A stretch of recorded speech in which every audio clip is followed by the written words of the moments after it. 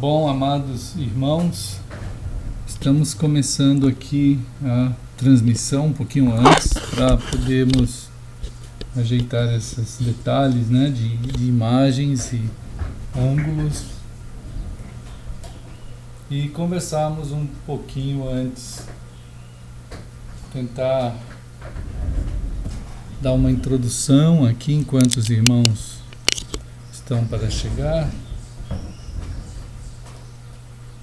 Estarmos um pouquinho mais juntos com a graça de Deus nessa preciosa comunhão que o Senhor tem nos dado ser, né, amados? Aqui assim, deixa eu ajeitar assim. E vamos caminhando no precioso caminho que é Cristo. Creio que tá bom assim. É uma grande bênção poder compartilhar com os irmãos a sua palavra, sermos chamados a ser lidos por essa preciosa e bendita palavra. Mais do que lermos a Bíblia, somos chamados a sermos lidos pela palavra de Deus, irmãos. Existe uma diferença extremamente grande entre ler a Bíblia e ser lido pela palavra de Deus. Então, o Senhor chama, o Senhor fala com o seu povo, com as pessoas. E a sua palavra é a preciosa unção de Deus em nos falar,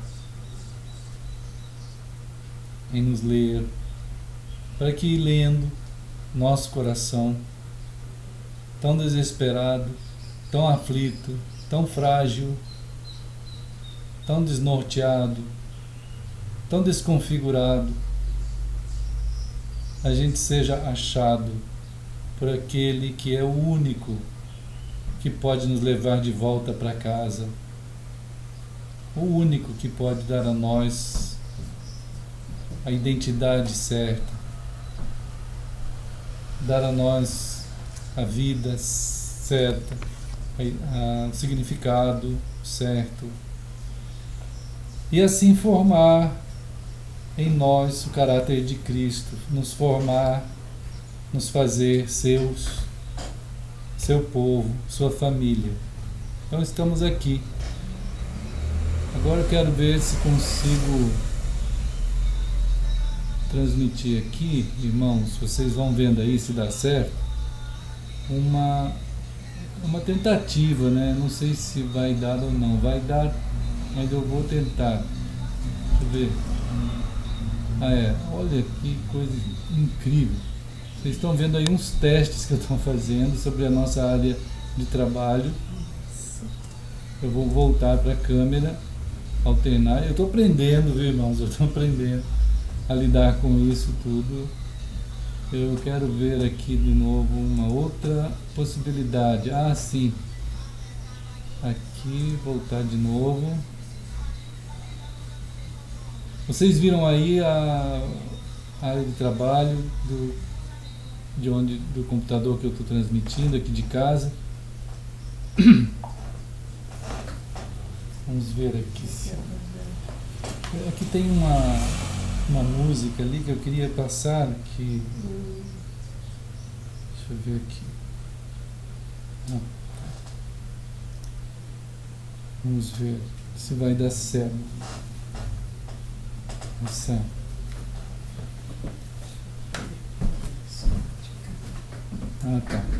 Lá. Vamos ver aqui esse outro jeito.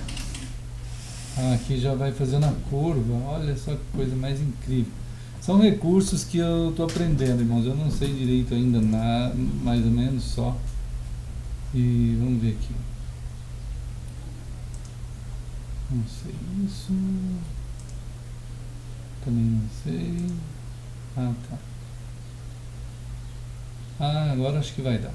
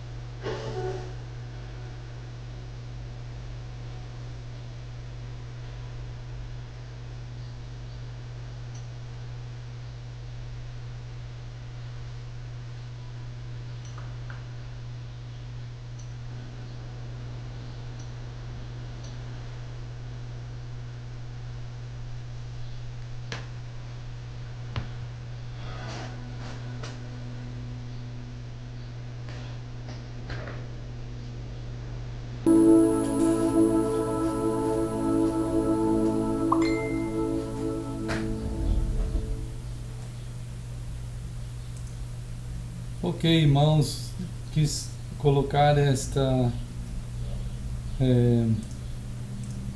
esta música extremamente linda e muito coerente com aquilo que nós somos, através da mensagem do Tolkien, nas suas produções, procurando conduzir, né, o seu povo, como diz a palavra de Deus, procurando conduzir todo o povo de Deus dentro de uma jornada que realmente é bastante pesada, bastante intensa, bastante estreita o caminho, apertado. Conforme diz a palavra do Senhor, o rebanho de Cristo é pequeno,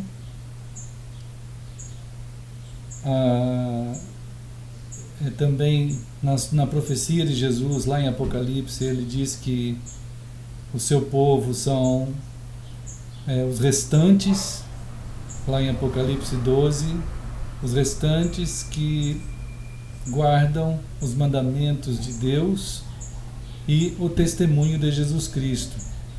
Então essa jornada, ela é descrita em Apocalipse como a jornada de batalhas, a jornada de intensos conflitos, conflitos que são movimentos de Deus sobre a existência. Movimentos de Deus sobre a existência. Irmãos queridos, essa construção, essa continuidade, essa forma de Deus agir sobre a história, dentro da história, esses movimentos de Deus, eles vão requerer respostas, vão requerer decisões humanas, decisões dos homens. E nós queremos pensar juntos sobre isso também hoje, né? Queremos muito que o Senhor nos ajude a pensar sobre isso hoje.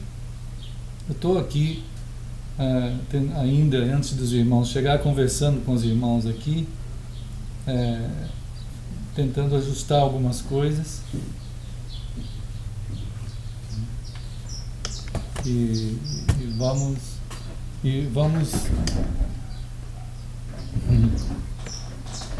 juntos. Queremos também saudar, né, os irmãos de todos os lugares, como Paulo fala na sua carta aos Coríntios. Paulo afirma assim que ele está trabalhando junto com os irmãos no trabalho de Cristo, junto com todos. Lá em Coríntios 1,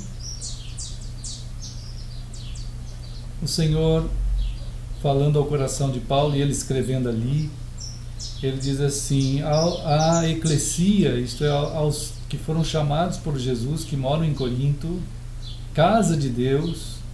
Então nós somos casa do Senhor. Aqui nós todos estamos numa reunião das casas de Deus. Nós somos a koinos de Deus. Esses, o Senhor revela que estão em todos os lugares. 1 Coríntios 1, 2, Paulo fala que nós, os irmãos aí, estão em todos os lugares. Nós somos chamados por Jesus, fomos reunidos em Cristo. Esse é um ato de Deus, irmãos queridos. Esse é um mover de Deus, amados irmãos. Então, tanto eles moravam lá em Corinto, quanto eles, diz Paulo, estavam em todos os lugares. Então a referência do movimento de Deus na terra é o corpo de Cristo na terra hoje.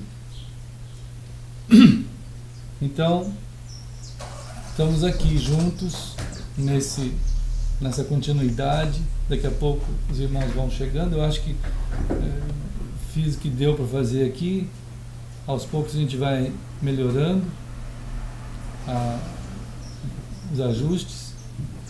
Mas queria muito que esse momento inicial assim a gente pensasse juntos, os irmãos que estão aqui no Brasil, os irmãos que estão em Tubarão, os irmãos que estão em São Bernardo do Campo, em Campinas, São Paulo, aqui em Santa Catarina, lá em Tubarão, Laguna, os irmãos que estão em Laguna, Califórnia, né, que os irmãos que estão lá nos Estados Unidos, lá na Alemanha, né, os queridos Daniel, Catiane, Samuel, os irmãos que estão ali nos Estados Unidos, ali naquelas outras partes que eu esqueço o nome, Ohio.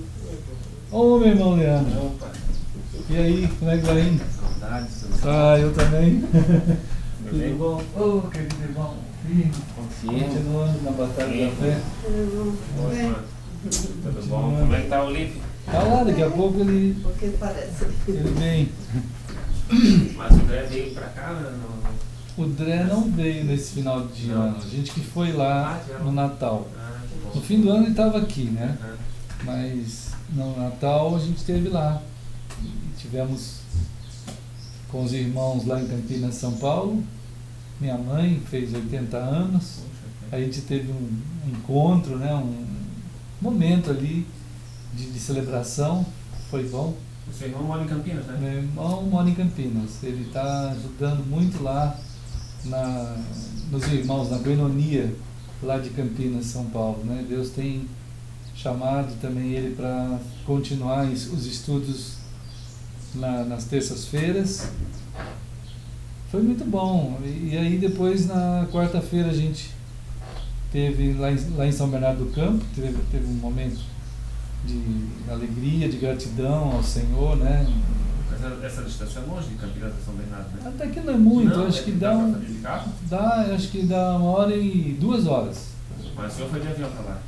Nós fomos de avião até Até Campinas. Campinas. Aí ali ficamos naquele 25, daí depois a gente foi para São Bernardo. E ali lá o senhor se locomove com o carro, daí tem carro lá? É lá os irmãos que Então, dão uma força, né? Geralmente é o meu irmão mesmo.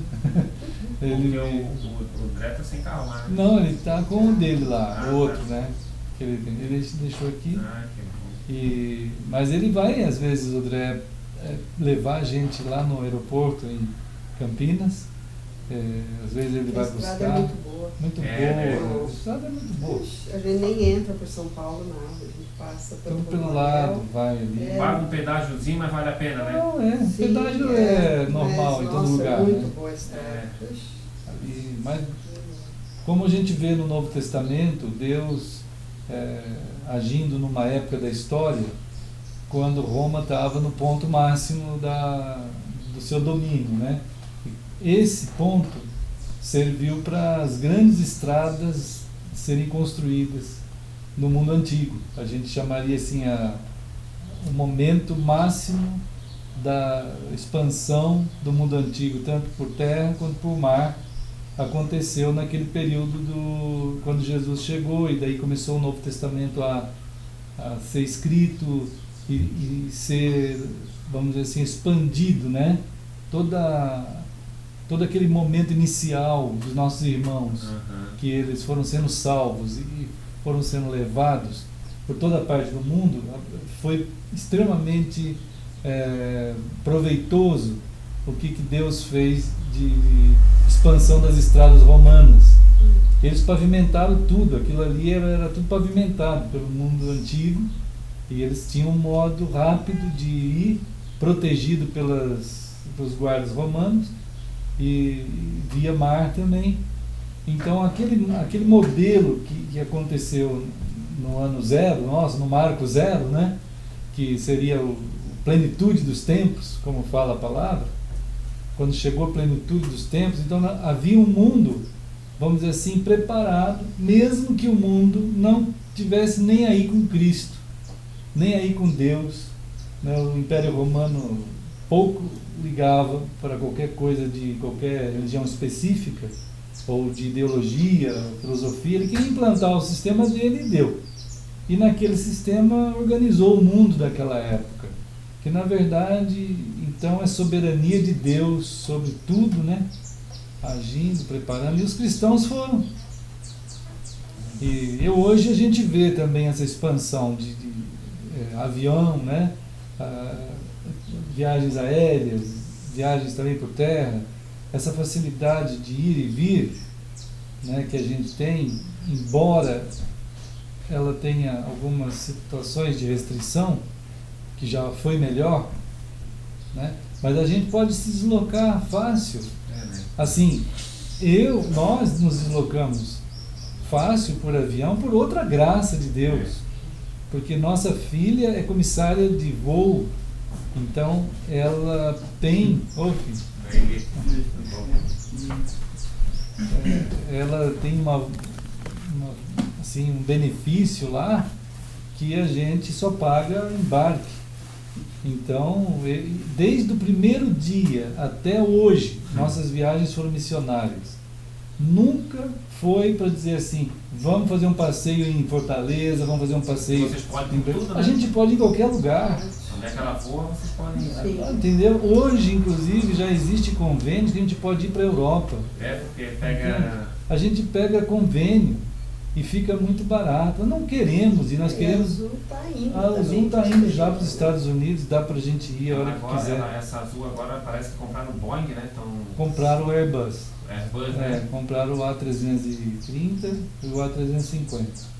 Para exatamente, já faz o voo para Fort Lauderdale e para Orlando e daqui a pouco para Nova É York. uma empresa sólida, né?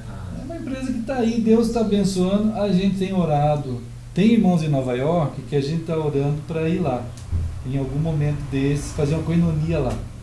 Se Deus permitir, se assim for a vontade do Senhor, na hora que passar esse período aí de todo mundo querendo ir, aí vai sobrar um cantinho para nós, porque a gente é stand-by. Stand-by é assim, você chega no aeroporto e nós já fizemos até uma musiquinha outro dia, faz tempo já, a musiquinha nossa que já cantamos até pro pessoal do aeroporto. A musiquinha é assim, ó, stand-by, se tem vaga vai, stand-by, se tem vaga vai.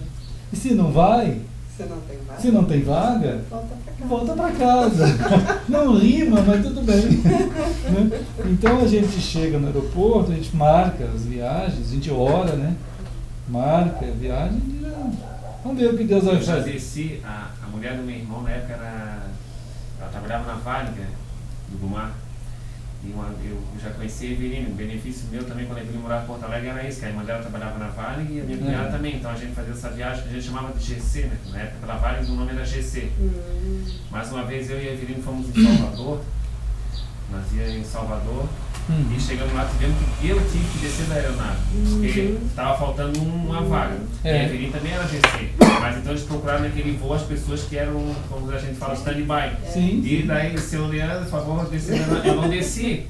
E eu fiquei quieto, mas chegou um ponto que ficou meio constrangedor. Já passaram uns 4, 5 minutos. O cara disse: olha, vamos chamar agora a Polícia Federal e vamos obrigar a tirar o senhor da aeronave. O senhor não compareça. Aí eu tive que me levantar mesmo. Saiu eu e a Evelyn tivemos que sair no caso, a gente tava junto. Assim mesmo. E até rolou uma ocasião que acabou a nossa mala, já estava no avião e ela foi pro destino. Nosso destino era... com a gente já aconteceu isso também. Então, aí a mala foi pro destino. A gente foi para Porto Seguro e o avião foi para Salvador. Resumindo a história, passamos 10 dias de férias sem mala. E depois levou 30 dias para a mala chegar em casa, ainda extraviada e roubaram um monte de coisa. Que doideira. Mas tudo bem, a gente sabia dessas coisas, né? A gente viaja assim, pode hoje... acontecer. Eu saí da aeronave, mas já cheguei também ao aeroporto e tem que chegar e dizer assim: ó, não tem vaga. não tem vaga. E também uma tristeza maior do que era, como aconteceu aqui no Exílio Luz, como a gente tem a loja de perto, todos ali eram amigos nossos, né? E aí, às vezes, a Leandro e aquele aeronave foi com 30 lugares sobrando, porque eles ficam naquela meia... Mas é um balanceamento porque que eles fazem. Eles têm que deixar uma probabilidade para eles, de repente, aquelas pessoas chegarem, né? Então, claro. não dá para dizer, não pode ir agora, não dá para chegar, a aeronave tá... E tem o balanceamento, né? Que a gente entra por último. Espera todos entrar aí que a gente... É isso mesmo. Mas olha... Mas é uma bênção, porque, meu Deus, é uma bênção. Paga só as taxas daquela da Embraer, né? E a gente vai, e Deus, a gente sempre começou a orar, querendo muito servir ao Senhor, né?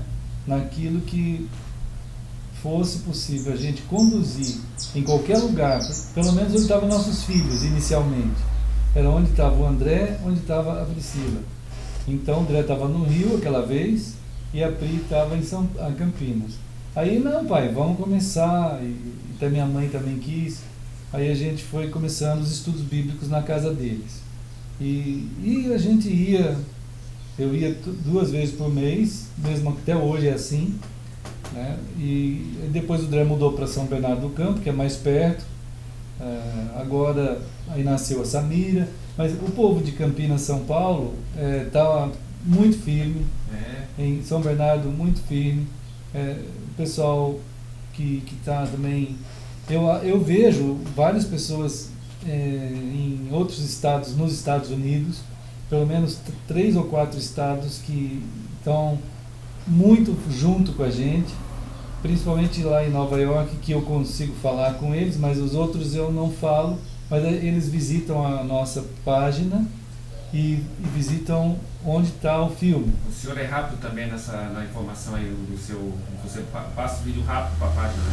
Passo logo. Hoje já, segunda ou terça-feira já está... Já está, não, eu fico aqui 2 horas depois do nosso estudo, preparando o formato dele para ir para o YouTube e preparando o formato dele para ir para o Facebook e para ir para a página da Eclesia. Então, em 2 horas está tudo pronto. E quem quiser de novo ficar... Eu pego pela página da Eclesia. Da Eclesia. Aí vai, dá a mesma coisa. E é bom que fica bem nítido o vídeo, né? Nítido, tu vai ver, tu vai ter atenção ali. E a ideia não é outra a não ser nós estarmos compartilhando a mesma história de Deus, a mesma. Não se pode inventar nada, né? O grande movimento de Deus, quem Ele é, por ser quem Ele é, já é um movimento. Exige da gente, seres humanos, uma resposta, uma decisão. Sempre é assim. Então a gente não pode mudar o que Deus é. A gente tem que pregar, dizer, viver aquilo que Ele é. Então tem sido assim, né? Como eu já falei para o senhor, o senhor tem todo o seu homem de muita inteligência, muita capacitação. Então dá para ser um homem mesmo guiado por Deus. Porque como eu já falei para o senhor poderia ser um homem aí, poderia estar hoje aí com 1.000 pessoas aí, num templo aí, como o senhor, como eu já falei. Você falou. Né? Porque, então dá para ver como você vê mesmo o coração de Deus falando com... Não adianta. Olá, irmã. Boa tarde. Boa tarde, boa noite junto. Boa noite. Então, realmente... Eu estou sendo triste. Queridos, Esther, Pedro, irmã Patrícia, oi irmã, tudo bom, filho? Graças a Deus. Continuando. E irmão Jason. Então, né, amados, o caminho de Cristo, as coisas do Senhor, elas são únicas. São únicas. A gente não tem como querer alterar isso. Alterar a estrutura do que Deus fez, eu acho que seria uma aberração mais terrível que pudesse existir. E infelizmente é isso que tem acontecido, né? Desde o início, desde Gênesis, a gente vê o diabo chegando para o ser humano e ofertando a ele todo tipo de atrativos, alternativos, né? Dizendo lá, olha, vocês isso, vocês aquilo, vocês podem sem Deus, vocês podem acontecer sem Deus, né? Vocês podem ser sem Deus, afinal de contas vocês até já são, né? Então essas jogadas que aparecem com conteúdo de satisfação, né? Com conteúdo de possibilidade, pelo menos de ilusão de possibilidade, a pessoa é iludida na ideia de que é possível sem Deus, através daquilo que Deus mesmo fez, que o diabo apontou para o ser humano, dizendo assim, olha só como a fruta é bonita, olha só como a fruta é boa para comer. Olha só, a fruta era mesmo tudo isso. Mas o fato dele apontar para a fruta e todas as virtudes que ela tem, não dá direito naquela verdade de anular a verdade de Deus. Não se pode fazer isso. Entende? Então, a artimanha precisa ser bem entendida. Porque quando o diabo vai seduzir o coração humano, ele vai usar aquilo que Deus fez. As coisas que estão aí, né? Ele vai seduzir através de construções mentais que possam parecer boas, entende? Ideias que possam parecer boas, mas elas não são boas, porque elas estão sendo colocadas numa situação em que você tem que aceitar tudo menos Deus. Então é uma estratégia extremamente maligna, ainda mais que quanto mais o ser humano foi ficando longe de Deus ao longo do tempo, a ideia de Deus foi também se tornando mais e mais difusa, né? Mais e mais estranha. Ela foi se tornando, cada um tendo a sua ideia de Deus, da divindade. Então, é fácil, de alguma maneira, de alguma forma, a pessoa iludir mais ainda o ser humano, porque cada um tem uma ideia de Deus. E chegou a uma altura que basta as pessoas dizerem assim: mas gente, tudo tá, cada um tem uma verdade, todo mundo está certo, porque Deus é um só, e afinal de contas todo mundo está falando em Deus, então cada um tem uma percepção de algum grau da verdade. Aos olhos humanos isso parece legal, parece sedutor, né? Ainda mais porque vai servir ao próprio raciocínio humano da pessoa, né? Bem, o erro, no entanto, né, amados? O erro, ele não chega no coração humano e faz lugar no coração humano sem consequência. Não faz, não é assim. O mal, ele não se aloja e não causa nada. O mal causa mal. O erro causa erro. Tudo aquilo que é errado vai gerar erro. Vai conduzir o ser humano, ainda que ele imagine e tenha na cabeça de que a coisa é boa, ele está indo lá dentro da estrutura que está errada. Então a gente não pode, como o irmão estava falando, a gente não podemos mudar aquilo que é a verdade. Não se pode mudar, né? A gente tem que ter um cuidado, porque cada vez que você aceita algo errado, outro dia a gente estava citando aqui um grande estudioso da ciência política mundial, e ele afirmava, e afirma no seu livro, que se uma pessoa aprender algo errado, isso vamos dizer assim, no campo político ele está dizendo, mas isso é um princípio em todos os campos. Se você aprender algo errado, aquela estrutura vai gerar também na consciência, na mente humana ainda, hein? Não ainda na consequência da sociedade, mas a mente humana vai ser afetada no seu modo de raciocinar e vai perder a condição, daqui a pouco, depois de um tempo, de voltar a pensar o que é certo, de tanto que ele já está pensando errado. É uma coisa absurda isso, né? Então, irmãos, tem um pensador chamado Erich Fromm, que ele também é conhecido aí por aí. Ele falou uma vez que tem pessoas que têm uma estupidez criminosa. Sabe o que é isso? É uma pessoa gerar um tipo de pensamento e comportamento que acaba se tornando criminoso aquilo. Aquilo é tão ruim, tão errado, né? Que as pessoas, assim, há uma grande quantidade de idiotices que acontecem, uma grande quantidade de idiotices, que acabam essas idiotices se tornando impedimentos para a pessoa pensar o certo. Então ele chama isso de estupidez criminosa, porque vai gerando crime. Um sociólogo, né, vai gerando crime contra a verdade. Daqui a pouco a pessoa está lá, cometeu tantos e tantos erros e desatinos que ele já não consegue mais saber o que é certo, né? E acaba sendo impedido de voltar àquela condição. É claro que isso acaba enfraquecendo a mente da pessoa, de tanto que ele pensa naquilo que é, vamos dizer assim, a idiotização. Hoje em dia se chama isso, idiotização das mentes. Isso está aí, irmãos, na área religiosa, na área da fé, né? Na área da política, da ciência. A gente fala isso sempre. A ciência chega ao ponto de dizer que a pessoa veio do macaco, a pessoa acredita, não é? Nas escolas estão dizendo isso. Na política fala-se qualquer coisa e o pessoal acredita. O pessoal rouba descaradamente o país. A pessoa vai lá com uma roupa de bujão e o pessoal acredita, né? Então o pessoal bate palma, o pessoal vai, e essa aqui que roubou nós amém, pode ser presidente.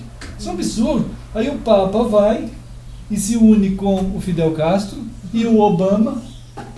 Eles dão a bênção para Cuba e o pessoal aplaude, né? Agora ontem tem um amigo nosso, assim, um colega, que ele registrou a fuga de 10 barcos antes de ontem de Cuba. Não aguento mais, estão tentando fugir, foram pegos no meio do caminho, né? Estão indo lá, acho que para o México, sei lá. Então, até ele pediu, vamos esperar para ver o que vai acontecer. Cada barco tem 10, 12 pessoas. Então são, acho que 8 ou 10 barcos. O pessoal não aguenta. Então é algo fora da humanidade, certos modos de conduzir as coisas. Se tornam crimes contra o bem, contra o certo, não é? Então, dentro da fé, a gente vê essa multidão de gente que faz da fé uma mercadoria. Então fica essa multidão seguindo. E o pessoal vai lá. Irmãos, o pessoal entrega dinheiro. Aí esses caras são mercadores da psicologia humana.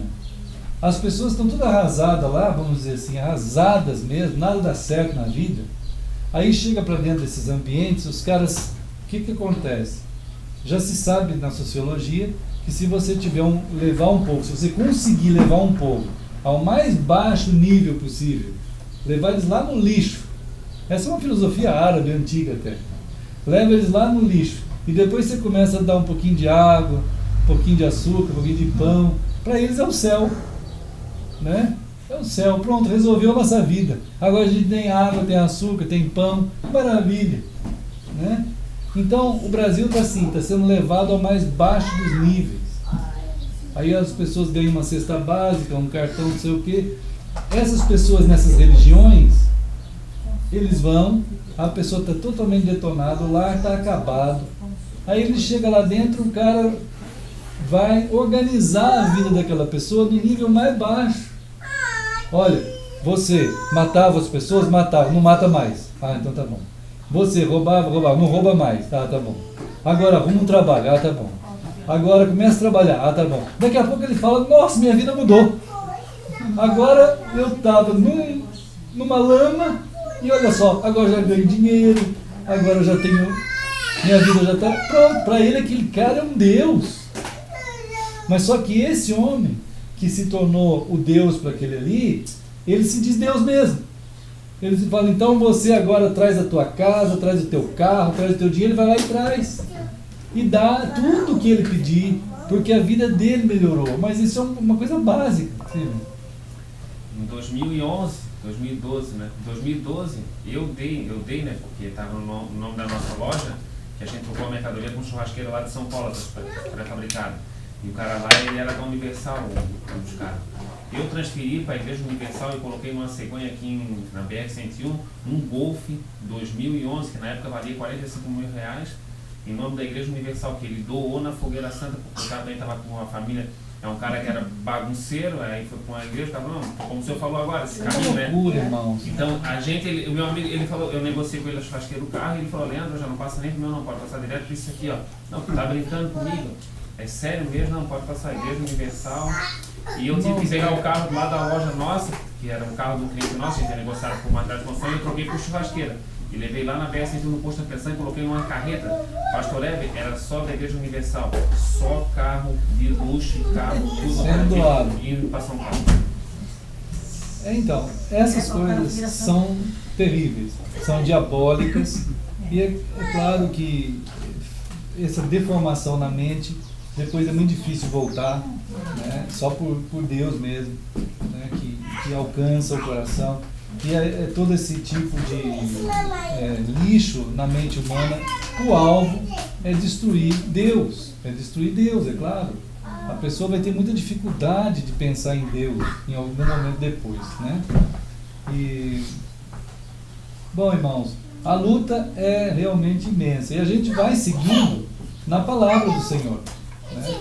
E assim, em Gálatas, capítulo 4, a gente vê nas Escrituras, né, que o Senhor agiu dentro do templo, né? Ele agiu dentro do templo, ele operou dentro do templo, ele se movimenta dentro do templo, né? E todos os atos de Deus, tudo que Ele faz, exige, pode ser que o homem nem se interesse por isso. Até o não se interessar é uma resposta. Até o não interessar é uma resposta.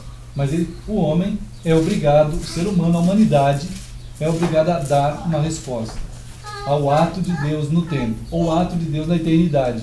Todo o ato de Deus é um ato que gera uma necessidade de decisão. Entende? Toda palavra de Deus gera uma decisão que é preciso ser dada. Então Gálatas 4:4 fala que na plenitude dos tempos Deus enviou o seu Filho, né?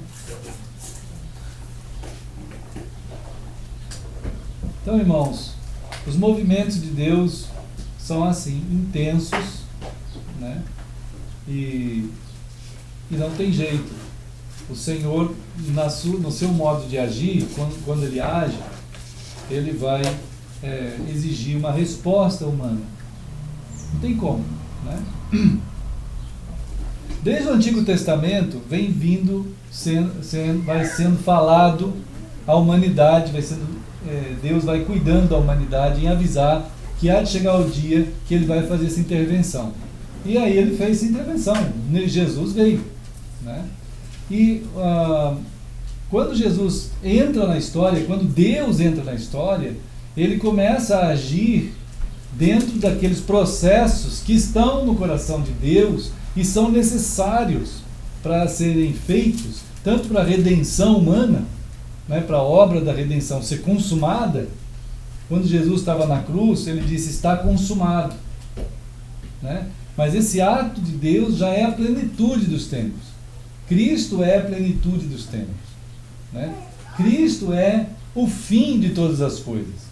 E nós temos recebido essa palavra, essa graça de Deus, esse saber de Deus, e em nós tem sido feito o caráter de Cristo. Em nós tem sido construído a fisionomia de Cristo, né? O Espírito do Senhor tem trabalhado no coração humano, no nosso coração, no coração daqueles que estão sendo alcançados como povo de Deus, como povo santuário. Nós somos o povo santo de Deus, casas de Deus, oikos, de koinonia. Koinonia vem de oikos, nós somos casas de Deus, reunião das casas de Deus, nós, né? Essas casas de Deus não têm endereço na terra, não tem. Outro dia nós estudamos aqui juntos a palavra, então, em 1 Pedro, né, também, a palavra em 1 Pedro.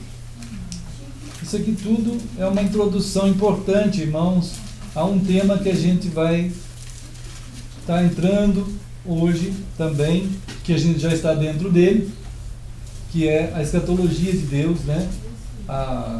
Assim, o fim de todas as coisas. Então, 1 Pedro, no capítulo 1:17, 1:17, 1 Pedro 1:17. Olha que coisa mais linda que está escrito aqui.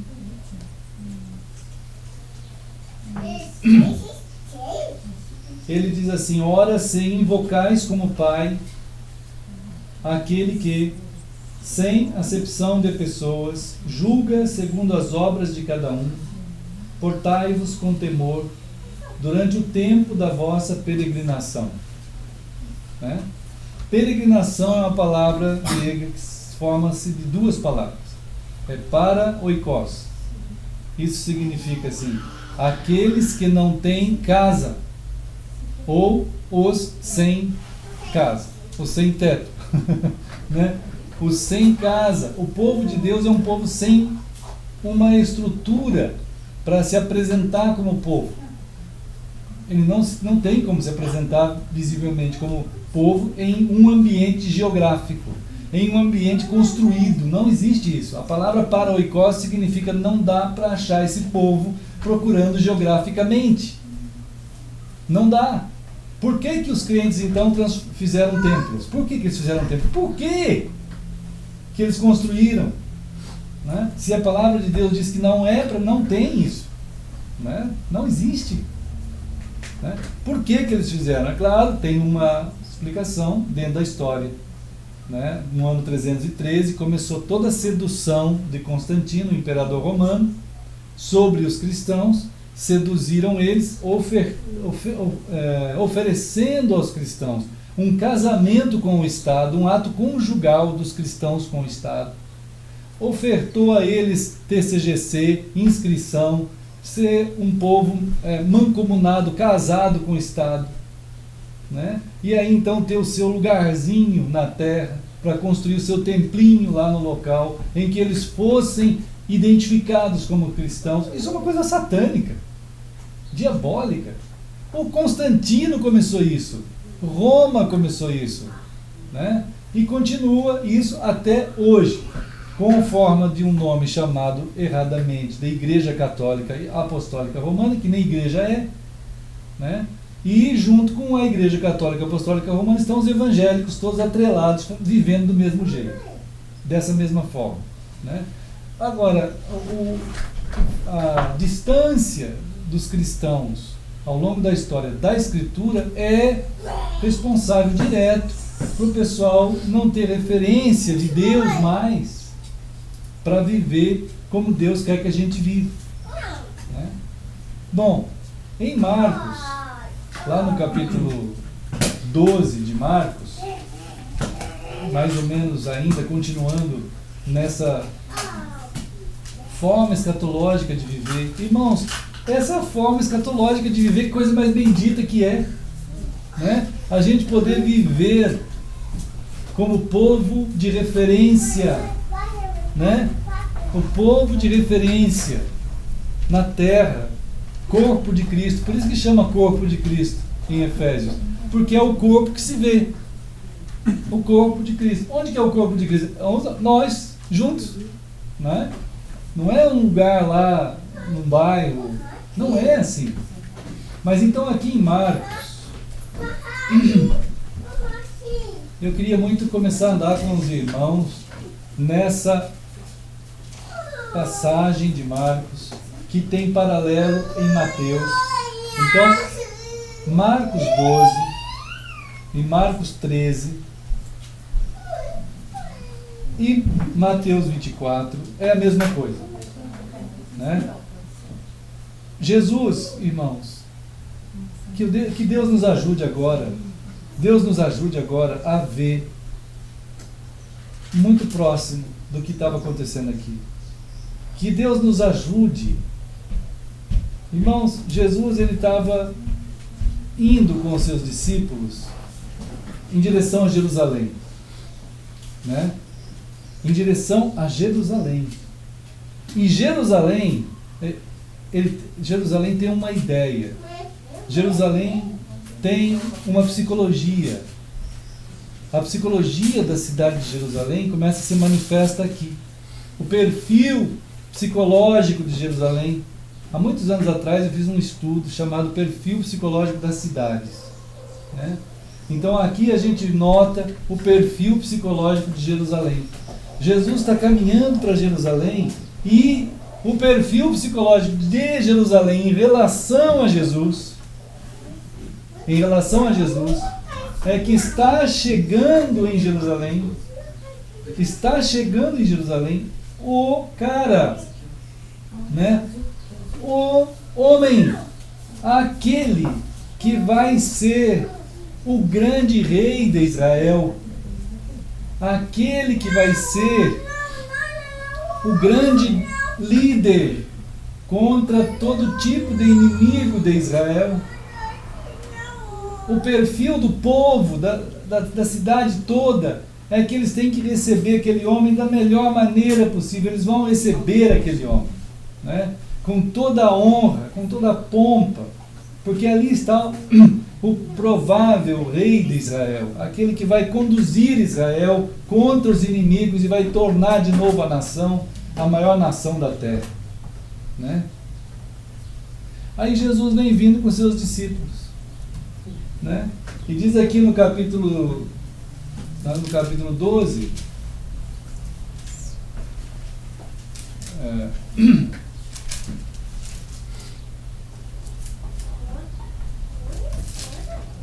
11, quer dizer, 11, desculpa, 11. Que eles entraram em Jerusalém triunfalmente. Está bem aqui na descrição do texto, né? Os irmãos lembram a entrada triunfal de Jesus. Então, a euforia, né, que o povo estava... Quando a gente não tem a palavra de Deus regendo a vida da gente, a gente vai entender tudo errado, irmãos. Vai entender tudo errado. Era o próprio Jesus chegando em Jerusalém, mas eles não viam Jesus como Jesus que ele era. Eles viam Jesus como eles queriam ver. Eles queriam ver aquele Jesus.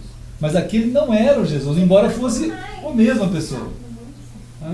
Não era esse o Jesus verdadeiro que eles teriam que ver, eles não estavam vendo. Eles estavam vendo aquele Jesus que eles geraram no perfil ideológico, político deles, religioso deles, né? Era um negócio absurdo, uma aberração, né? Enfim, hoje é a mesma coisa. O pessoal tem um perfil, né? Bom, ele entrou ali, com aquela festa toda, com aquela onda toda, e a coisa não deu muito certo não, porque quando Jesus chegou lá no templo em Jerusalém, né, irmão? Aí a gente já tem que olhar ali no capítulo 11 mesmo, no versículo 15, a coisa começou a ficar ruim. Porque quando Jesus chegou no templo em Jerusalém, a primeira coisa que ele fez foi dar chicotada em todo mundo. Né, irmão? Os profetas do Antigo Testamento, enquanto havia templo,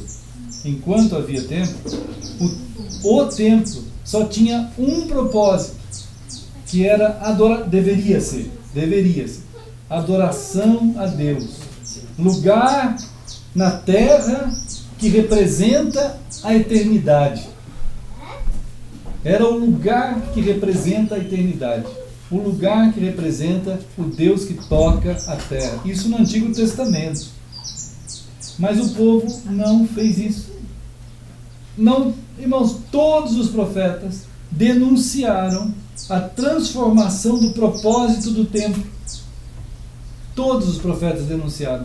Se quiser ler um pouquinho sobre isso, talvez o lugar mais... Bom, a gente já leu aqui Ezequiel, Jeremias, Isaías, todos esses, eles são levantados por Deus para dizer que aquele povo estava cometendo abominação em cima de abominação, né? Porque eles entravam no templo, cantavam aquelas músicas lindíssimas, aqueles corais maravilhosos, aquela leitura perfeita da Bíblia, e o coração deles era odioso perante Deus, porque eles enganavam o irmão, eles ofendiam os irmãos, eles não tinham uma vida moral correta, eles não tinham uma vida espiritual correta diante de Deus e diante do próximo.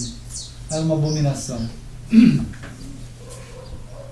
Bom, começa a ser revelado aqui o perfil profundo, psicológico de Jerusalém, né? Que agora, né, entre o capítulo 12 aqui, capítulo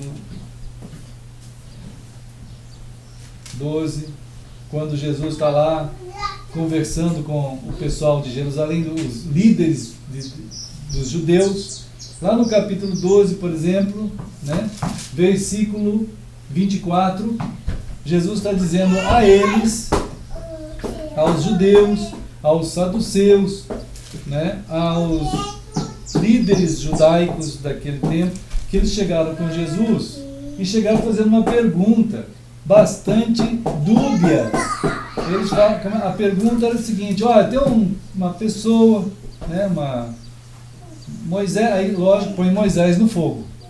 Colocaram Moisés no fogo, que se morrer o irmão de uma mulher, morrer o irmão de alguém e deixar uma esposa, aí vem alguém, o irmão pega ela como esposa, aí depois tinha 7 irmãos, e vai casando, daqui a pouco tem uns 10 maridos. Sei lá, aquele monte de marido. Aí perguntaram para Jesus assim, na eternidade, qual deles vai ser o esposo dela?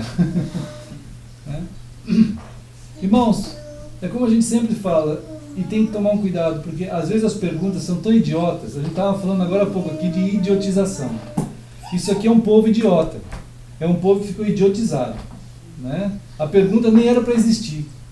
Jesus diz a eles assim, olha, será porventura que o erro de vocês, o vosso erro, procede de não conhecerdes a Escritura e nem o poder de Deus? A única coisa que Jesus responde a uma pergunta idiota é essa: vocês não conhecem as Escrituras, né? Vocês não conhecem nada, não conhecem nada, porque quando o povo ressuscitar, não é assim, desse jeito que é. Não é assim. Vocês não entendem nada, está escrito tudo isso na Escritura e vocês não veem isso, né? E agora aqui, por exemplo, no versículo 26, ele diz assim: e quanto à ressurreição dos mortos, vocês também não tendem lido, porque os saduceus não acreditam na ressurreição. Os fariseus acreditam, os saduceus não.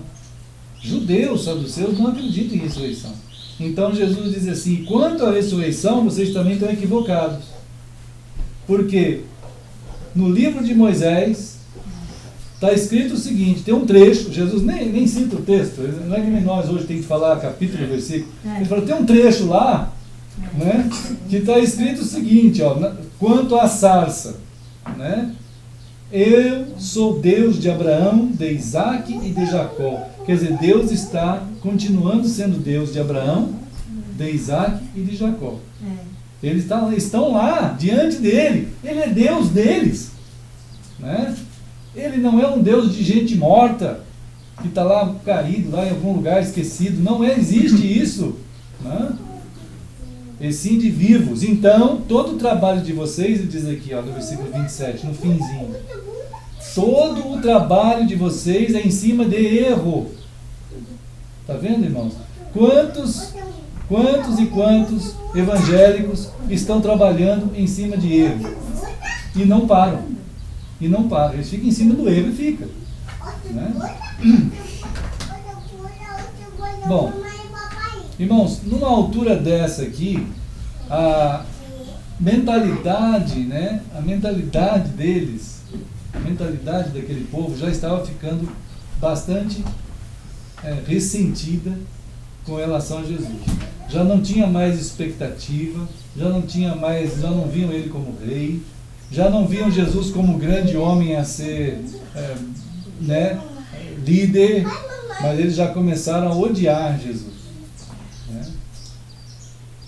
Bom, a coisa estava feia, irmãos. Lá no capítulo 13, bom, aí vai indo outras situações, né, que aconteceram, que são assim de confronto também, mas lá no capítulo 13,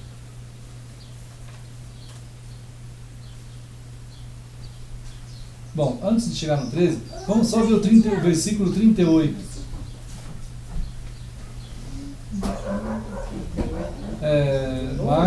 Marcos 12, 38. Marcos 12, 38. Jesus estava ali ensinando, né, lá no templo, e disse assim, ó, cuidado com os escribas. Agora já levaram na cabeça os escribas, que eram os grandes escritores da lei. Esses homens tinham que ter uma habilidade escriturística tremenda, uma habilidade de detalhes, de contabilidade tremenda, porque eles tinham que escrever as escrituras ao copiá-las, eles tinham que contar cada uma das letras hebraicas, e depois no final eles tinham que colocar a quantidade de letras ali. Em cada frase colocava, escrevia e colocava. Depois somava tudo, tinha que bater. Era uma coisa igual contabilidade bancária. Então, todo escriba tinha que copiar cada linha e colocar o número aqui, tinha que bater com de onde ele copiou. Ele olhava, deu 48 letras, lá tinha que estar 48 no final, né? Aí vinha o conferente, certo, a mesma coisa, até terminar. Aquilo levava um ano para copiar um livro, era demorado, né, para copiar um livro. Jesus está dizendo assim, cuidado né? Lá no versículo, assim, no versículo 38. Guardai-vos dos escribas, porque eles gostam de andar com suas grandes roupas de líderes judaicos, e gostam de ser saudados nas praças, e gostam dos primeiros lugares nas cadeiras nas sinagogas e dos primeiros lugares nos banquetes. Cuidado com esses homens, são devoradores de gente e principalmente de viúvas. O negócio é grave, né, irmão? Aí Jesus já não estava sendo muito bem visto pelos líderes judaicos de jeito nenhum, né? De jeito nenhum. Já ninguém gostava muito dele. Bom, finalmente Jesus resolveu sair do templo. Irmãos, precisamos falar alguma coisa do templo de Herodes, né? Irmãos, o templo de Herodes era já em construção, já estava em construção há 50 anos. Já pensou? E precisava, ainda não estava acabado, precisava de mais 30 anos pelo menos para acabar. Era um templo imenso. Aquele templo, ele era tão bonito, tão lindo, porque ele tinha pego o templo antigo de Davi e aumentado muito. Ele fez um aumento. A ideia do Herodes era impressionar todo mundo que chegasse lá perto, impressionar os judeus.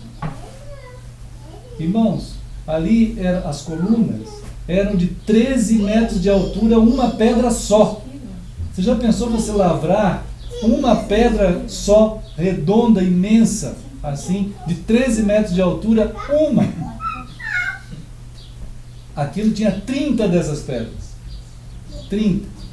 Todas as paredes do templo de mármore branco. Toda a parede do templo de mármore branco. Aqueles beirais extremamente bonitos e polidos. Aquilo era lindíssimo, né?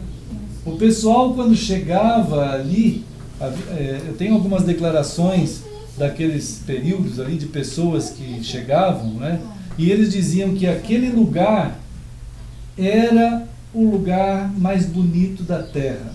O templo de Herodes era o lugar mais bonito da terra. Ele era maior que o Fórum Romano. Era maior. Havia um fórum em Roma, mas ele era maior. O templo de Herodes era maior, né? Agora, isso é, vamos dizer assim, alguma coisinha da beleza física da coisa. Mas o povo que chegava lá, ele tinha um sentimento envolvido naquilo. Um sentimento envolvido no templo. Quando ele chegava em Jerusalém para ir naquele templo, ali estava todo o conteúdo da ideia de que Deus mora ali. Entende? Deus mora aqui. Inclusive havia o Flávio Josefo, historiadores antigos, eles dizem que havia um ditado que diz assim: Jerusalém é o lugar mais alto da terra, porque é ali que o céu toca a terra, por causa do templo de Herodes. Entende? O templo era magnífico. As pessoas dentro do templo tinha tanto perfume, tantas especiarias em perfumes, que eu tenho uma declaração aqui de um antigo historiador, né, que ele diz assim, era Joseph Bolsen, nome em alemão. Ele diz assim, faz as cabras espirrarem a quilômetros de distância, de tanto cheiro que tem o templo de Jerusalém. Tanto perfume dentro daquele templo, que as cabras espirravam a quilômetros de distância, por causa daquele cheiro. Dava alergia até em cabra. O templo de Jerusalém. Era impressionante. Né, irmãos? Era impressionante. Flávio Josefo descreve a admiração dos visitantes diante das pedras brancas, só de ver aquele templo ao longe. Admiração. E o conteúdo sentimental, emocional. Por exemplo, tem gente que chega lá no templo de Aparecida do Norte, ele chega já chorando. ele entra, né, aquilo é um negócio de levantar a emoção das pessoas. Era mais ou menos esses sentimentos que tinham dentro do coração das pessoas ali. O templo era tão pomposo e tão grande na sua maneira de ser construído ali, irmãos, que ele tinha a ideia de perpetuidade. Era algo eterno. Era algo eterno. Porque vai passar gerações construindo, pessoas vão morrer, o mundo vai mudar diversas coisas, vão ter várias tribulações, mas o templo vai ficar para sempre. Jerusalém é a cidade de Deus e o templo é o lugar onde Deus mora, na cidade de Jerusalém. Então era uma verdadeira idolatria aquilo ali. Era uma idolatria absoluta, né? O glamour era muito grande, né? À noite, aquele templo era iluminado por tochas bonitas. E durante o dia, além desses perfumes e das pedras, as pessoas ouviam músicas bonitas, evangélicas. Aquelas músicas que não paravam, salmos sendo tocados e cantados, com aquelas vozes mais bonitas daqueles conjuntos hebreus, de judeus cantando em hebraico. Era uma coisa de produzir choro em todo mundo que chegava ali. Era isso que eles viam, que Jesus estava vendo, que Jesus estava lá dentro, né? Jesus estava lá dentro daquele lugar, né, irmãos? Era uma loucura aquilo, né? O Herodes tinha uma ideia ali de realmente marcar época naquela construção ali, né? Era o mais famoso templo de todo o mundo. Todos os judeus primitivos diziam nos seus escritos. Cartas antigas são achadas em que está escrito assim: é o mais famoso templo de todo o mundo. Estou falando tudo isso, irmãos, porque aqui em Marcos, Jesus está saindo desse templo, né?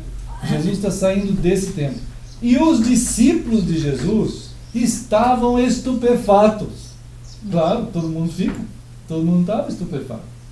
Todo mundo estava maravilhado com aquilo ali, com aquela construção magnífica. Eles estavam cheios de temor. E eles disseram aqui no versículo 1, 13:1. Ao sair do templo, disse-lhe um de seus discípulos: Mestre! Tem até uma exclamação. Mestre, que pedras! Que construções! Era uma coisa impressionante, né, irmão? Aqui em Marcos a gente tem o nome dos 4 discípulos que estavam com Jesus. 4. Em Mateus não tem. Mateus não fala o nome dos 4. Né? Mateus não fala o nome dos 4. Mas aqui fala quem eram os 4. Estão no versículo 3. O irmão mais velho, Pedro, era o mais velho. O mais novo, então, dos irmãos, Tiago. Depois tinha mais 2 irmãos, João e André. Esses 4 eram o grupo mais íntimo de Jesus. Irmãos, essa afirmação desses 4 provocou em Jesus uma ação tão grande, provocou uma ação tão grande em Jesus, que produziu o maior sermão, a maior mensagem escatológica da Bíblia. Provocou a maior mensagem escatológica da Bíblia. Mateus 24, 25, 26. Tudo foi decorrência desse momento. Jesus, ele está diante de uma situação que precisa ser esclarecida na mente daqueles seus discípulos, quanto na mente de todo mundo. E Jesus começa a dizer a eles, Jesus fala a eles uma frase só, na saída do templo. Uma frase. Jesus disse, está no versículo 2. Jesus disse assim: vês essas grandes construções? Não ficará pedra sobre pedra que não seja derribada. E ninguém falou nada, irmãos. Eles estavam saindo do templo, eles percorreram talvez 1 quilômetro em silêncio e foram parar lá no Monte das Oliveiras e ninguém falou nada no percurso. Todo mundo quieto. Dentro do coração daqueles 4 discípulos. E essa mensagem foi falada a 4 discípulos.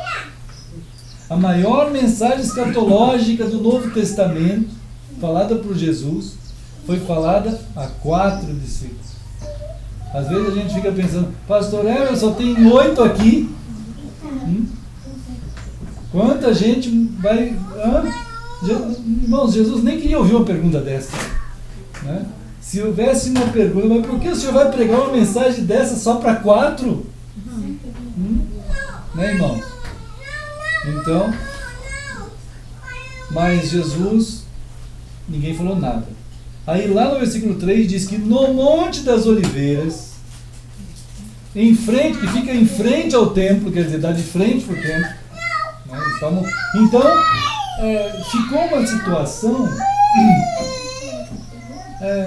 extremamente impressionante nesse momento, porque se estabeleceu um contato visual entre o templo e a mensagem escatológica, e aquele que é a escatologia pura de Deus. Quem é a escatologia pura de Deus não é o templo, irmãos, é Cristo.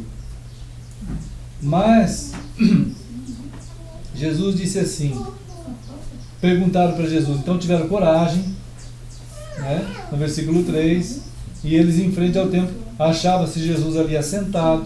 Aí Pedro, Tiago, João foram até perto de Jesus e perguntaram para ele assim, quando que essas coisas vão acontecer? Que sinal acontecerão? Que haverão quando tudo isso se completar? Quando tudo isso se cumprir? Né? Então, quer dizer, a palavra deles aqui também precisa ser lida junto com Mateus 24. Né? Mateus 24. Junto. Então, Mateus 24 é a mesma situação, é o mesmo lugar, é a mesma coisa. Mateus 24 diz assim,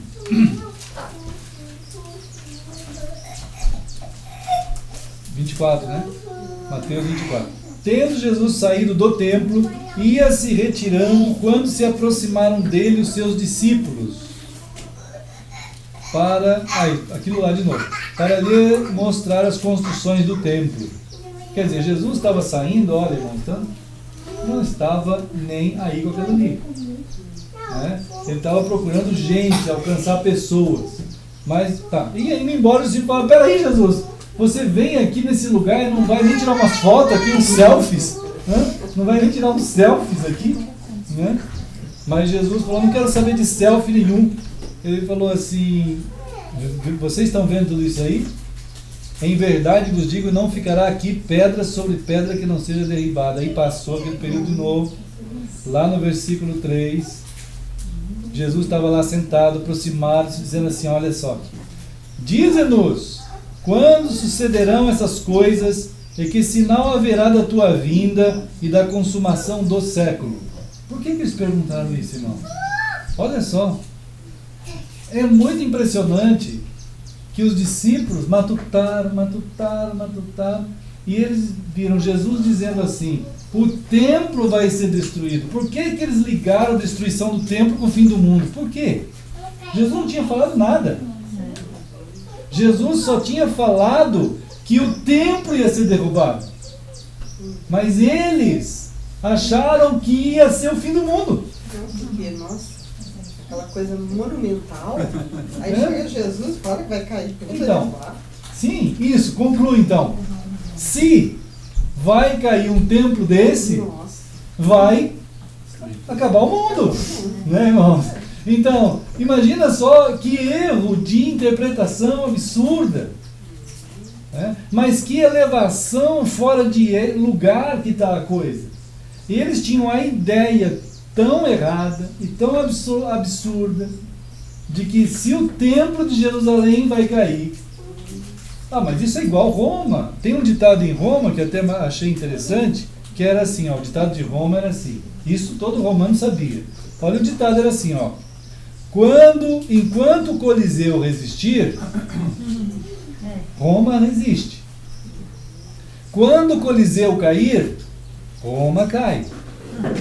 Se Roma cair, e quando Roma cair, o mundo cairá. Olha só, são poderosos. Idolatria absoluta, pura. E o judeu tinha a mesma ideia em relação ao templo. É uma ideia puramente idólatra, totalmente equivocada, errada.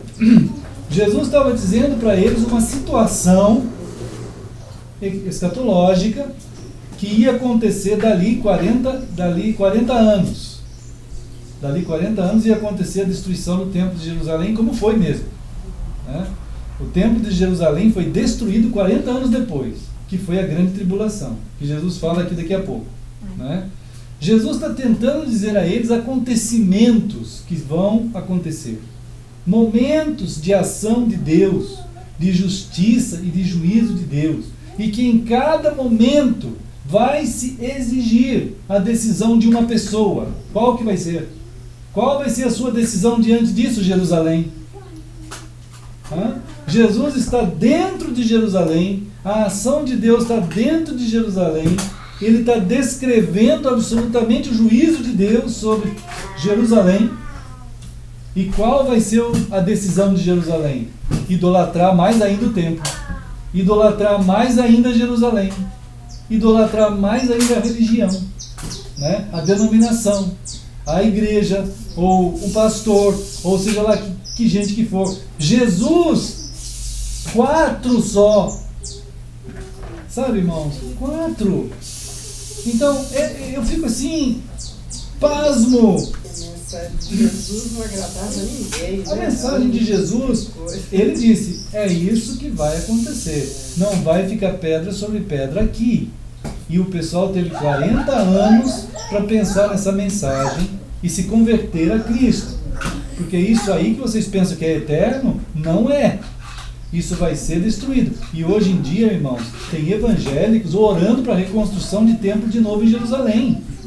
E já estão falando que vai ter reconstrução. Já acharam até um lugar, o templo lá, vão reconstruir. Então, é abominação em cima de abominação. Eles veem o ato de justiça de Deus em Cristo acontecendo e nem estão aí com Cristo.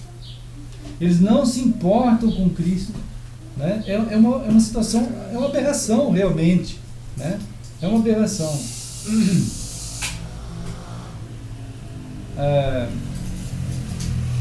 É preciso que eles, diante dos atos de Deus, como está acontecendo aqui, Jesus está aqui e o templo está ali. Vocês vão ter que decidir. Vocês vão ficar lá ou aqui? Vocês vão querer aquilo ou vão querer eu? Essa é a questão. E por que tem gente hoje que se apega àquilo que é material, se apega àquilo que é geográfico, local, se apega a esse mundo e diante do ato de Deus em Cristo, ele não se move, irmão? É um negócio assim absurdo, É um negócio absurdo.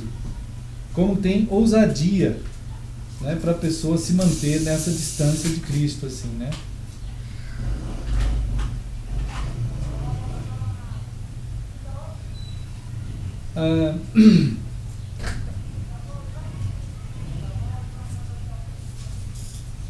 Tudo aquilo que Deus fez, que teve a importância, que Deus fez no Antigo Testamento, eram sombras, diz Colossenses. Colossenses fala que Deus didaticamente trabalhou de uma maneira intensa, mas mesmo quando tinha a operação daquelas sombras, do templo, de tudo que houve, aparatos no Antigo Testamento, se não houvesse o espírito correto para lidar com aquelas coisas, as pessoas estariam sendo acusadas de atos hediondos, de idolatria, porque eles estavam diante de uma realidade que Deus estava ensinando para eles algo maior que aquilo, e eles não estavam vendo aquilo. E Jesus a mesma coisa. Jesus estava entrando em Jerusalém, o próprio Deus está entrando em Jerusalém. Eles têm uma expectativa, mas eles estão doentes absolutamente dentro do coração. Eles estão extremamente adoecidos, né? E hoje em dia, a operação do erro, ela está assim igual. Ela opera seduzindo as pessoas naquilo que o ser humano faz, naquilo que está construído pelo ser humano, como essa questão o modo dos cristãos conduzirem o cristianismo no nosso século. Cristo não está nisso, não tem nada de Cristo, mas para que haja Cristo é preciso você deixar tudo isso e seguir Cristo. Mas a palavra de Cristo não tem graça. Não tem graça. Né? O que o pessoal quer? Um pequeno rebanho como nós que estamos seguindo o caminho do Senhor, né? Ouvindo a palavra do Senhor, querendo que Ele molde em nós o caráter de Cristo, formar em nós aquilo que é eterno. Nós somos o templo de Deus. É Ele que está fora de Jerusalém. Até para ser crucificado foi fora de Jerusalém, né? Então, irmãos,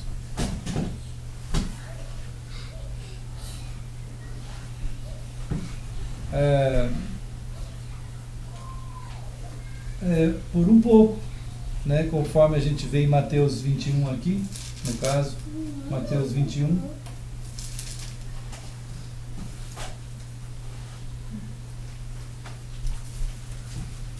né, Mateus capítulo 21,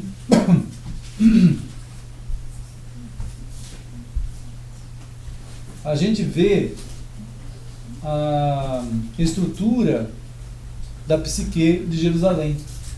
Aqui Mateus 21, 12 até o 17. Por exemplo, 12 a 13. É aquele mesmo episódio de Jesus usar de violência de juiz que ele é sobre o povo de Jerusalém, né? Por que Jesus fez isso? Porque a estrutura psicológica de Jerusalém era a mais doente possível. A mais doente, né? Eles estavam mal. Então, quando a gente sempre tem dito, irmãos, cuidado, vamos tomar muito cuidado, pedir muito a Deus que nas nossas vidas Ele seja amado, a palavra dele seja querida, obedecida. Nós estamos vivendo esse plenitude dos tempos, né? Jesus está colocando aqui a escatologia das coisas. Quer dizer, vai acontecer que aquilo que é humano não fica. Aquilo que é humano não tem como ficar. Mas aqueles 40 anos, aquelas pessoas não mudaram. Dentro daqueles 40 anos, a gente observa, por exemplo, o livro de Atos dos Apóstolos, né? Atos é a história desses 40 anos. Até ali, praticamente, as portas da perseguição e da destruição de Jerusalém. Então, todo o livro de Atos é aquele conflito constante com aqueles mesmos judeus que insistiam em permanecer judeus, né? E hoje tem muita gente também que imagina que igreja é uma coisa e judeu é outra coisa. Não é assim. Primeiro, claro, transformar o nome igreja em um nome próprio. E aí dá a impressão de ser mesmo algo diferente. Há uma espécie de organização funcionando na Terra. E é isso que é o que se chama igreja. Mas eclesia de Deus é a palavra de Deus chamando judeus, chamando gregos, chamando gentios, chamando gente de todo mundo, de toda parte. Na verdade, a eclesia não é uma instituição. A eclesia é a palavra que significa Jesus está chamando pessoas. Aqueles que são dele estão sendo chamados nele, Cristo, nele. No dia que Cristo veio, na época da Páscoa, o pessoal estava odiando Jesus ao extremo. né? Estavam odiando Jesus ao extremo. Tanto é que no julgamento lá, foi unânime a população dizendo: crucifica esse homem aí, ele não serve para nós, né? Então é assim que é. O Jesus verdadeiro, o Jesus que chama para ele só, não serve para a maioria, não vai servir, né, irmãos?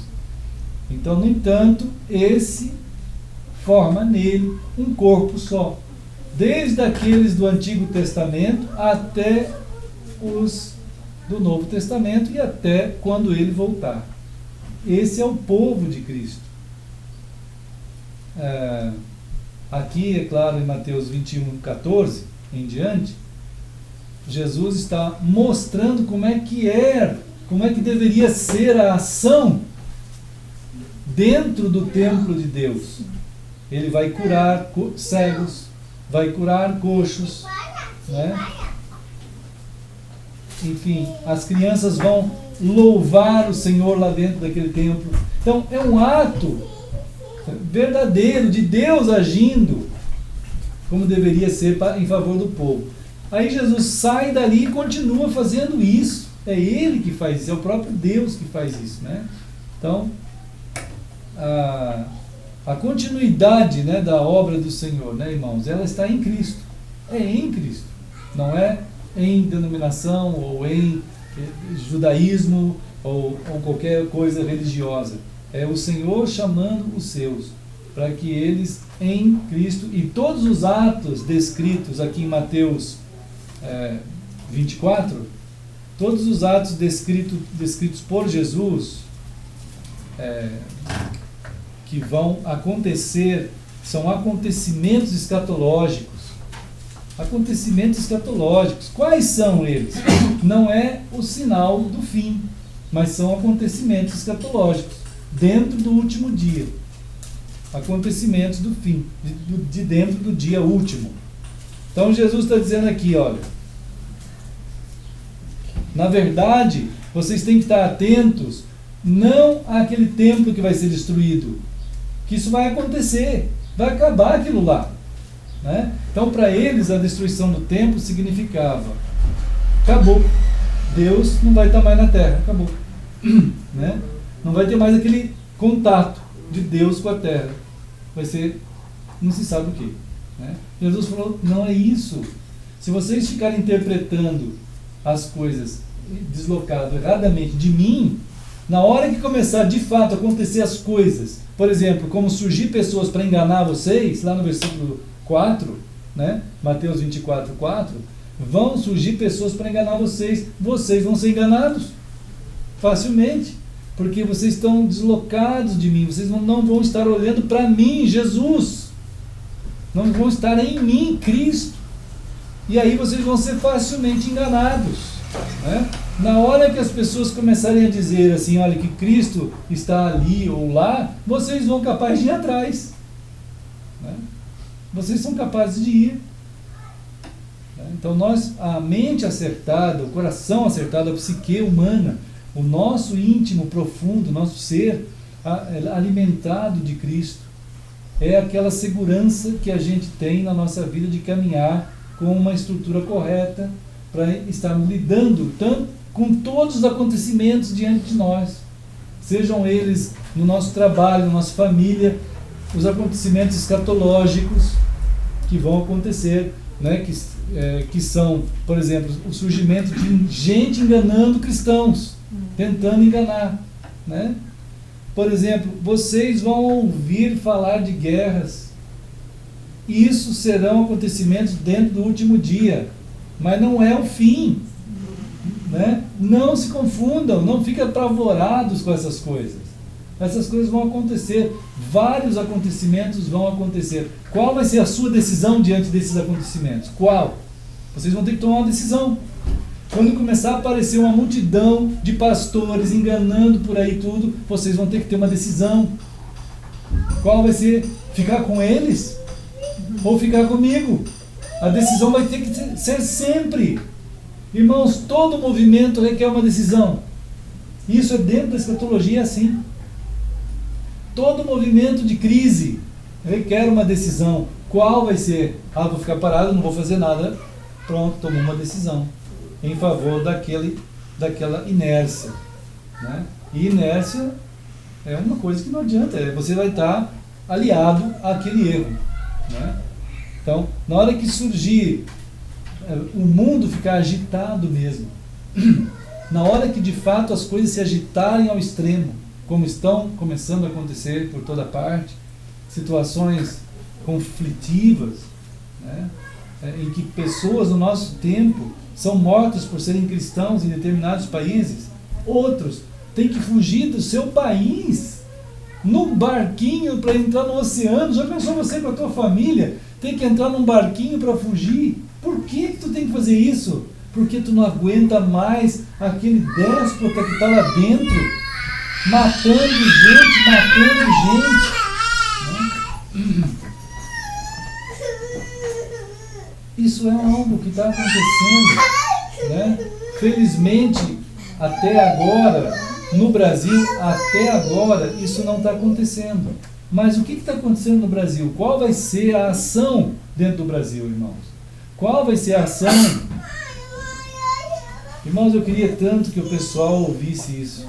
A ação dentro do Brasil não vai ser com armas. Não vão matar nós.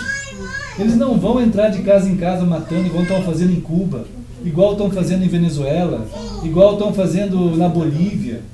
Eles não vão fazer assim. Igual estão fazendo na Coreia do Norte, no Irã, né? na China comunista. Não é assim no Brasil. O Brasil é uma guerra de mente, cultural. É um ataque cultural. Irmãos, nunca nós tivemos no Brasil um povo tão, como disse um filósofo, um sociólogo, assim, terrestrialização do ser humano. Terrestrialização. O que é terrestrialização? É a pessoa imaginar que é só o que tem aqui na Terra que é o que é. É só o que tem aqui na Terra. O que é isso aqui? As igrejas estão assim. Elas só querem comprar templo, só querem fazer programas que domingo após domingo é satisfatório para as pessoas. A palavra de Deus não tem. Elas querem, as pessoas têm que viver na base da satisfação. É o que satisfaz. Então, nunca se viu um povo tão emburrecido que não pensa mais. As pessoas não estão lendo. O povo está mimado. O povo está mimado, realmente. Que é só coisa que agrada. O povo está mimado. Quando ele está mimado ao extremo, ele nem dialoga mais. Não tem diálogo mais. Porque um mimado ao extremo é um egoísta ao extremo. Não consegue dialogar. Né? Então mata a capacidade de conversa.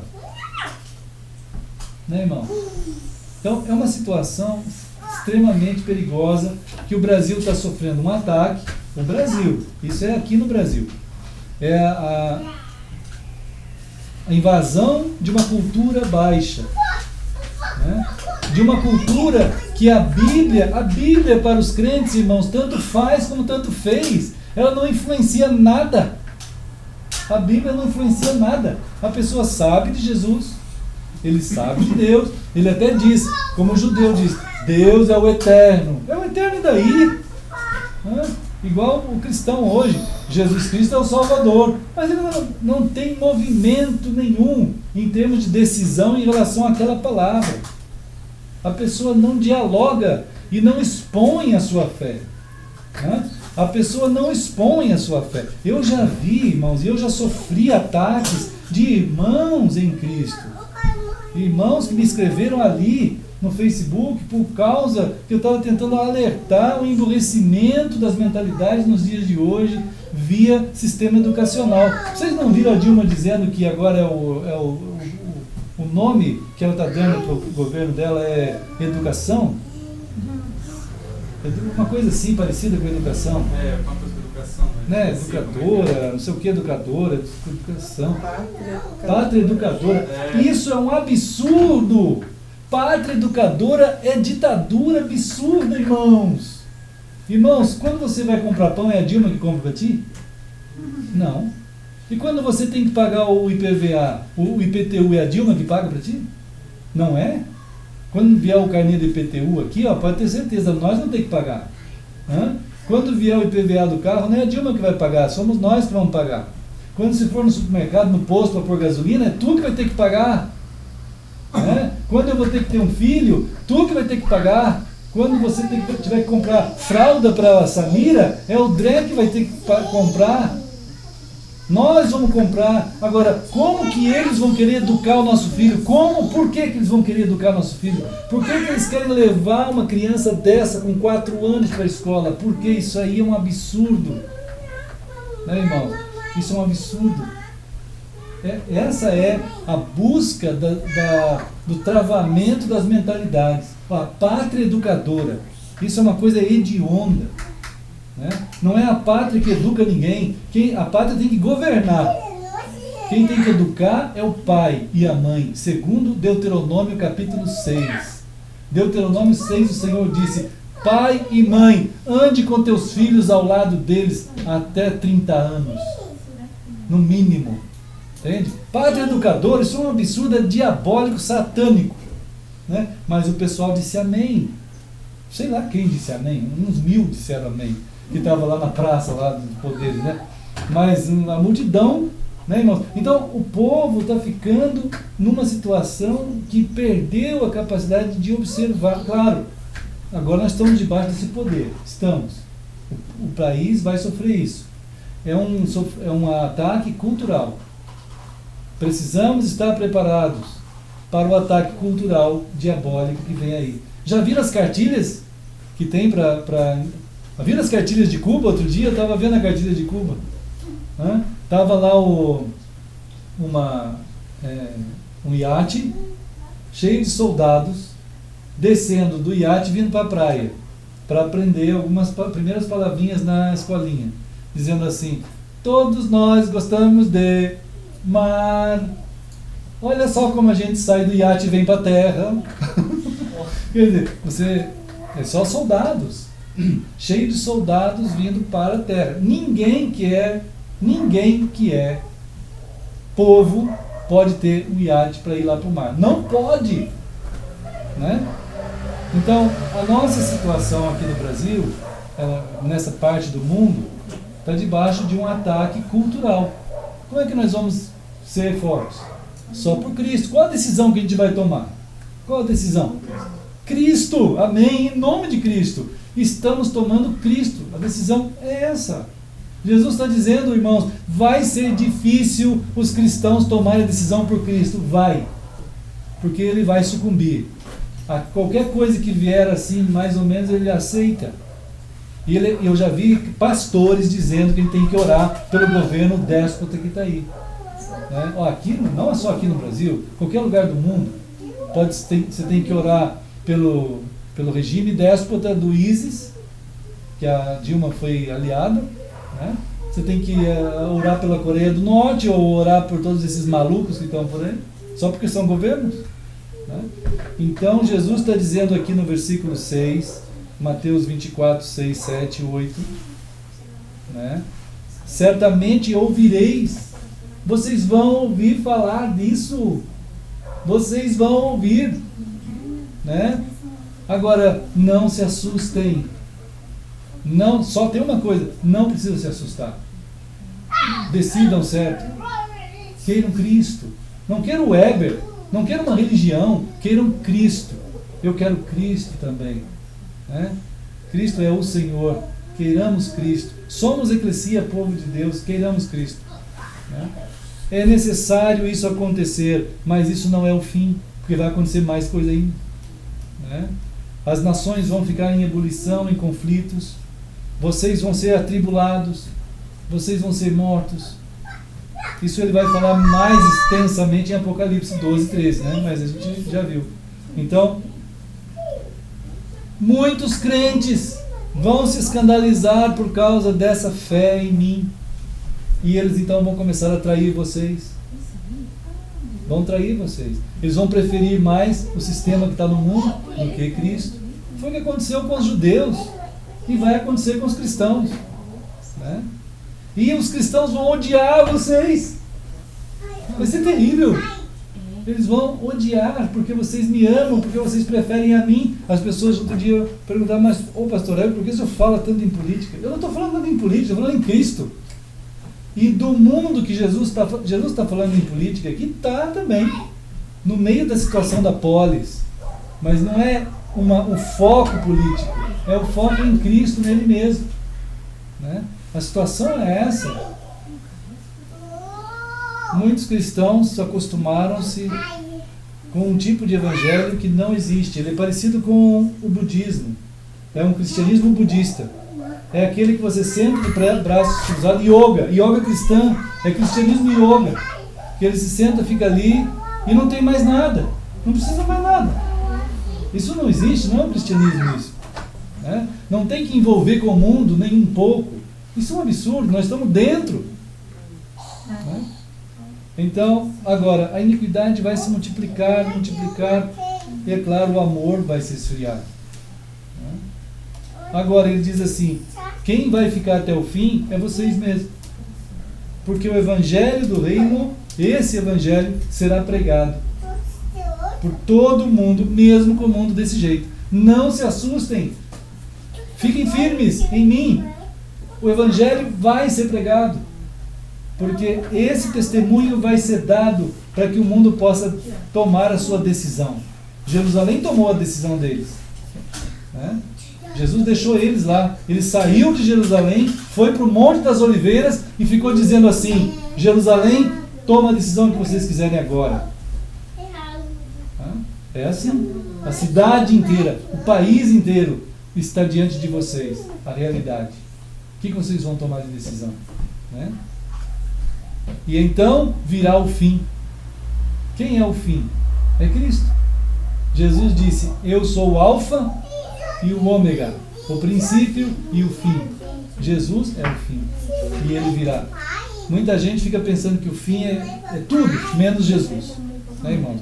Mas nós estamos aqui firmes, anunciando o Senhor. Né, irmãos? Claro que o Evangelho de Jesus passou mais um pouquinho e ele foi crucificado. Né, irmãos? Mas ele ressuscitou. Né, irmãos? Então, olha, irmãos, vamos celebrar o Senhor, a entrega do pão e a entrega do suco. Que Jesus, então, poucos momentos depois, ele estava junto com os discípulos ali na casa para apontar ele mesmo, né, como o cumprimento da Páscoa. O irmão Jair pode entregar? Obrigado. A palavra do Senhor, queridos e amados, todos os irmãos que estão em toda parte, celebrem o Senhor, prefiram o Senhor, queiram Cristo. E então virá o fim, diz a palavra do Senhor, e ele virá assim como o relâmpago. Sai do Oriente e vai até o Ocidente. Assim como o relâmpago corta o céu, assim será o dia da vinda do Filho do Homem.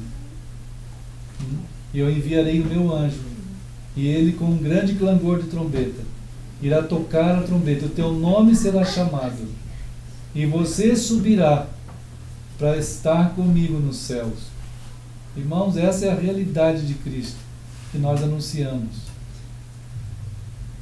Estamos anunciando não porque nós inventamos, né?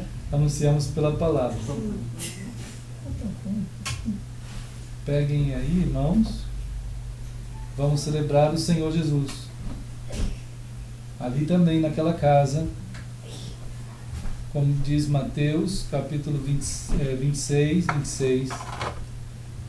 A palavra do Senhor deixa testemunhado para nós, registrado, que enquanto comiam, Jesus pegou o pão e então ele abençoou aquele pão. Vamos orar. Ó Deus, teu povo segue no meio do tempo, do espaço, da história, Senhor. Sabemos da tua intervenção e nós respondemos por causa do toque do Senhor em nós. O Senhor nos fez povo teu. família tua, filhos, ó Deus, por causa do poder que há em Cristo.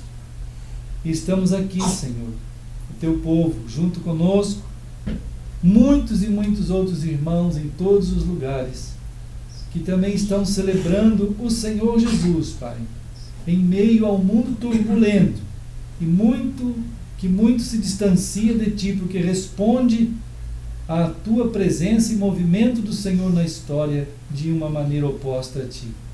Mas o Teu povo continua anunciando o Senhor, e nessa noite nós estamos aqui te anunciando, Senhor, aquele que pode alcançar as pessoas como nos alcançou e tirar da morte para a vida, e está em Ti, Senhor, a rocha eterna. E nós aqui oramos em nome de Jesus. Amém. Então, partiu, deu aos discípulos, dizendo: tomai, comei, isto é o meu corpo. E assim como Jesus ensinou e nos mandou fazer, nós estamos fazendo.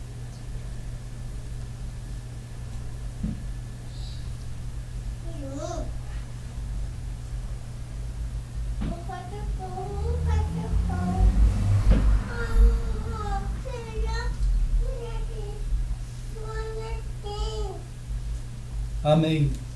Amém. E depois que eles comeram, Jesus pegou o cálice e deu graças.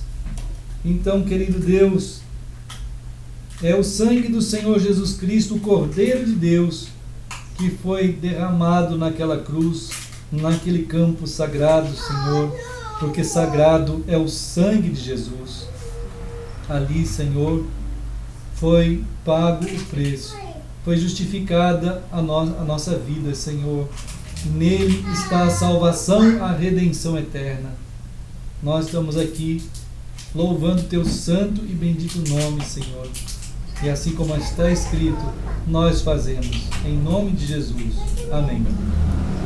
Então, deu aos discípulos, dizendo: bebei dele todos, porque isto é o meu sangue, o sangue da nova aliança, derramado em favor de muitos, para a remissão de pecados. E digo-vos que desta hora em diante eu não beberei deste fruto da videira, até aquele dia em que o hei de beber o vinho novo convosco no reino de meu Pai. Então, amados, como Jesus fez e ordenou, vamos fazer.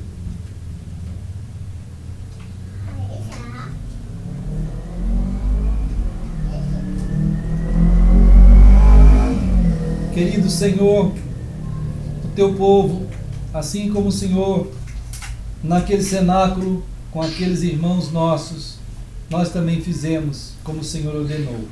E anunciamos que fizeste, o que estás fazendo e o que farás, e que a nossa decisão está tomada, Senhor. Nós estamos aqui em nome de Jesus. Amém. Então, queridos irmãos, que Deus nos abençoe, né? Vamos ficar firmes, guardados pela palavra, pelo sangue do Senhor, pela sua graça, né? Abençoe as crianças que estão crescendo aqui juntos, Esther, Pedro, também abençoe a Manuela, abençoe o Samuel, né? Abençoe os outros, Gabriel, cadê o Gabriel? Abençoe o Gabriel, né? E todos os irmãos que estão em toda parte, a Samira, os filhos dos irmãos lá de Campinas. Com a graça de Deus, vamos estar lá terça-feira, eu vou estar lá à noite, para a gente estar junto na coinonia, e voltando aqui quarta-feira. Né? Então, os irmãos estejam orando, e os outros irmãos em todos os lugares, quiserem manter contato, mantenham, escrevam, orem por nós, e vamos ficar firmes. E tem algum chá? Tem um suco? Está muito calor? É. Aqui estão os irmãos queridos. Ali. Ah lá, tchau pro Samuel. Aí. E os outros tantas crianças. Olha lá o Pedro. Olha. Ah, o Darlan? Amém. Cadê o Darlan? Ali. Amém. Sim. De qualquer maneira, deixamos nosso coração né, nosso amor em nome do Senhor. E que Deus abençoe todos nós, irmãos queridos, né? Vamos continuar firmes em Cristo. Amor. Deus abençoe.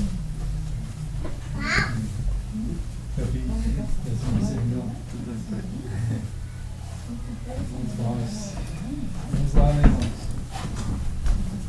Então, quem quiser ir ali tomar um chá, um suco. Deixa o chá pro inverno, né? Deus abençoe. Foi gelado, né? Assim.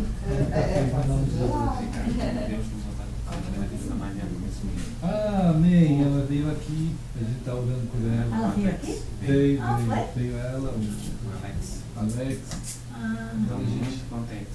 Estão firmes. É uma boa da mudada em casa. A gente teve 3 horinhas aqui conversando. Mas é a tua sobrinha? Sobrinha, filha da Adriana. Eu espero muito em Deus mesmo. Isso. Eu achava ela parecida com a pessoa. Era uma menina da televisão. Eu achava ela parecida com a menina que apresentava o programa da televisão. Eles estão muito firmes em Cristo, assim, né?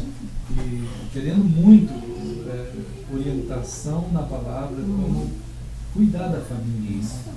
Então, isso está... E para nós foi muito bom, sabe? Depois a filha dela, que ela teve aqui com o senhor conversando naquele momento. Porque foram muitos detalhes que a gente falou hoje.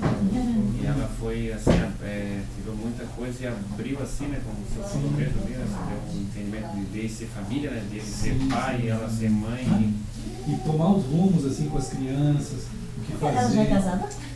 Aquela menina já é casada, separada e casou de novo. Várias lutas. Várias lutas. Tem 3 filhos já com a menina. Tá, porque uma já tinha uma filhinha mesmo quando lá. Não, um menino. Era um menino, né? O tempo passa tão rápido. Tão rápido. E eles, assim, se não pegar nessa fase, bom, tem que pegar sempre, né?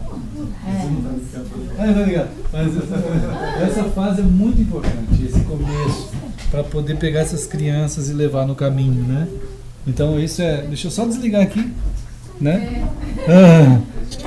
Irmãos queridos, olha, irmãos, o Senhor fortaleça todos, né? E guarde os irmãos em todos os lugares aí.